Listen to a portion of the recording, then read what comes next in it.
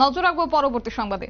গোপন সংবাদের ভিত্তিতে নেশা বিরোধী অভিযান চালিয়ে এক প্রকার সাফল্য এলো পুলিশের। একই সঙ্গে উদ্ধার হয়েছে বিপুল পরিমাণ নেশা সামগ্রী এবং পুলিশ সুপার ভানুপদ চক্রবর্তীর নেতৃত্বে এই অভিযান চলেছে বলে খবর। এবং অভিযান চালিয়ে পানসাগর থেকে ধর্মনগর যাওয়ার পথে কৃষ্ণপুর স্কুলের সামনে একটি গাড়িতে তল্লাশি চালিয়ে 17 প্যাকেটে মোট 200 গ্রাম ব্রাউন সুগার উদ্ধার করা হয়।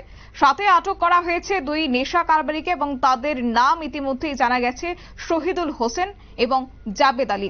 এই দুই অভিযুক্তকে আটক করেছে। একই সঙ্গে 200 গ্রাম ব্রাউন সুগার উদ্ধার করেছে police.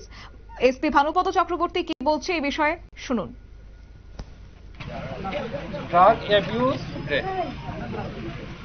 International day against drug abuse.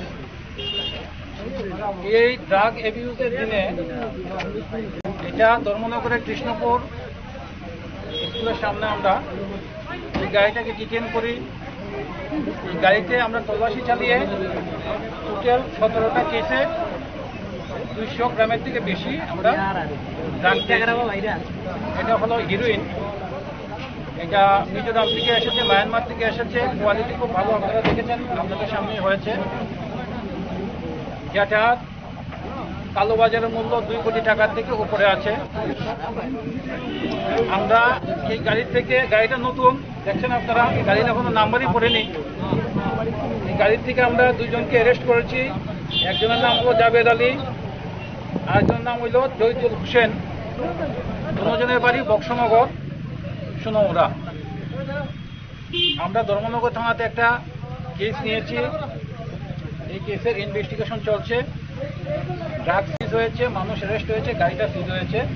এবং এখানে যারা দর্শক যারা আছেন, দর্শকদের উদ্দেশ্য, যেহেতু আজকে international day against drug abuse, তো সবার সঙ্গে বলেছি যদি আপনাদের কাছে কোনো খবর থাকে যুব সমাজকে নষ্ট করার জন্য ড্রাগ খুব বারবার, তাহলে আপনারা আমাদেরকে জানাবেন।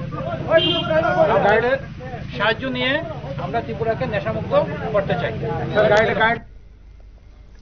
আপনারা শুনলেন পুলিশের বক্তব্য এবং এই অভিযানের এক প্রকার সাফল্য এসেছে পুলিশের। এবং যতটুকু জানা গেছে যে যাত্রীবাহী গাড়িটি মায়ানমার থেকে মিজোরাম হয়ে দামছড়া হয়ে ধর্মনগরে প্রবেশ করছিল, যেটা এসপি ভানুপদ চক্রবর্তী জানিয়েছেন।